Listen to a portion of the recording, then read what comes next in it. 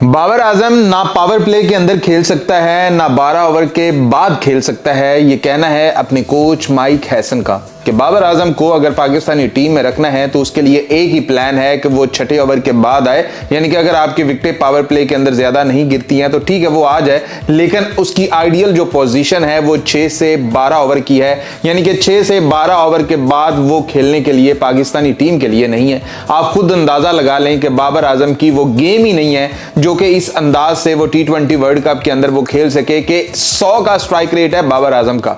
आप खुद अंदाजा लगाओ कि बाबर आजम के बारे में आप लोग ये बात कर रहे हो कि उसे पिछले मैच में भेजा नहीं गया, तो भैया इससे बड़ी बेइज्जती कोई नहीं हो सकती कि आपका कोच सही सीधे अल्फाज में, यानी कि वैसे तो जो कोचेज होते हैं वो प्लेयर्स को बैक ही करते हैं, लेकिन माइक हैसन बाबर आजम के सामने या बाबर आजम के बारे में इस तरह के अल्फाज यूज कर रहा है कि ना वो बंदा पावर प्ले के अंदर खेल सकता है ना वो 12 ओवर के बाद खेल सकता है। तो मतलब फिर उसे पाकिस्तानी टीम में आपने ऐसे जुआ रखा हुआ है कि ठीक है 3 विकेटें गिर गई आपकी जल्दी से जल्दी, तो फिर तो बाबर जल्दी आ जाएगा, यानी कि 6 से 12 ओवर खेल लेगा जैसे कि यूएसए वाले मैच के अंदर हुआ था।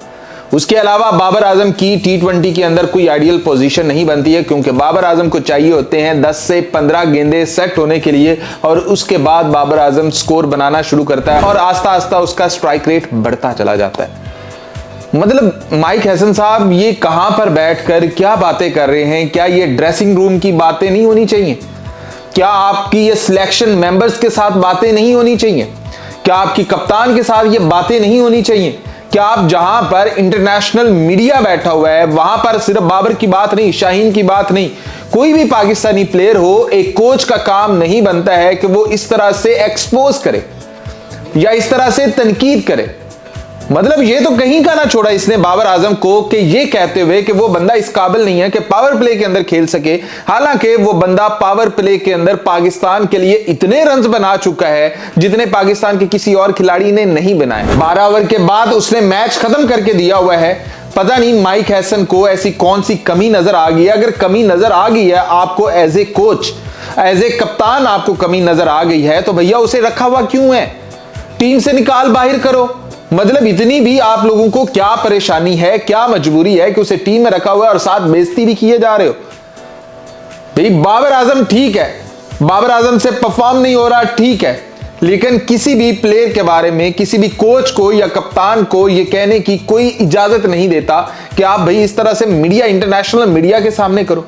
और उसके बाद भारतीय मीडिया तो इसके ऊपर क्या पैकेजेस चला रहा है, क्या कि ये करते होते थे विराट कोहली के साथ इसका मुकाबला कि इसका कोच ये कह रहा है कि ये पहले 6 ओवर नहीं खेल सकता और 12 ओवर के बाद नहीं खेल सकता। मतलब 6 ओवर के अंदर इसने खेलना है जो दरमियान वाले, वहां ये स्कोर बना सकता है तो बना सकता है, वरना इसके अलावा कुछ नहीं। तो मतलब माइक हैसन साहब पता नहीं क्या साबित करना चाहते हैं, उनकी क्या सोच है उनकी। वैसे ये सोच तो हमने देख ही ली थी कि जैसे ही टॉस जीतकर उन्होंने इंडिया के खिलाफ पहले बॉलिंग का फैसला किया था, उसके बाद उन्होंने जिस तरह से प्लेइंग 11 भेजी थी वो तो अंदाजा हो ही गया था। लेकिन उसके बाद इस तरह की बातें, इस तरह की बचकाना बातें कहेंगे कि भाई आप बाबर ले लो, फखर ले लो, कोई भी ले लो, 100 बार तनकीद उन पर होती रहे, लेकिन किसी कोच को तब तक कोई हक नहीं बनता जब तक वो टीम का हिस्सा है। जब वो टीम से निकाल दो तो फिर बताओ, रीजंस बताओ। आप बताओ आज बाबर को ड्रॉप कर देना था, न्यूजीलैंड के खिलाफ आपने बाबर को ड्रॉप कर देना था, तो क्या आपको क्या जाता? मतलब आपको तो पता तो है कि भाई वो इस काबिल नहीं है कि वो 6 ओवर पहले खेल सके और 12 ओवर के बाद खेल सके, फिर क्यों टीम में रखा है? तो ये है जी पाकिस्तानी टीम की सर्कस जो कि चलती ही रहती है, बातें कभी यहां से कभी वहां से आती ही रहती हैं।